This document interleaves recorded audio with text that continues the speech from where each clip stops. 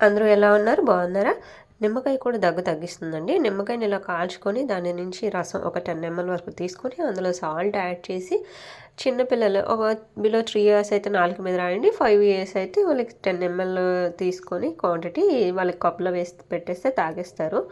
So, నేను అలా మా బాబుకి ట్రై చేశాను. దగ్గైతే ఎంత బాగా తగ్గిందో నేను నైట్ ట్రై చేశానండి. కఫం మనం సిరప్ వేసినప్పుడు కఫం ఎలా బయటకొస్తదో అలానే సేమ్ యాజ్ యూజువల్‌గా అలానే వచ్చింది. నైట్ అంతా దగ్గు రాలేదసలు.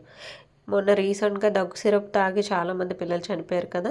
సో, మనం వెంటనే దగ్గు సిరప్ పట్టేయకుండా ఇలా కూడా మనం ట్రై చేస్తే మనకు మంచి రిజల్ట్స్ కనిపిస్తాయి. Thank you so much. Like and share, subscribe.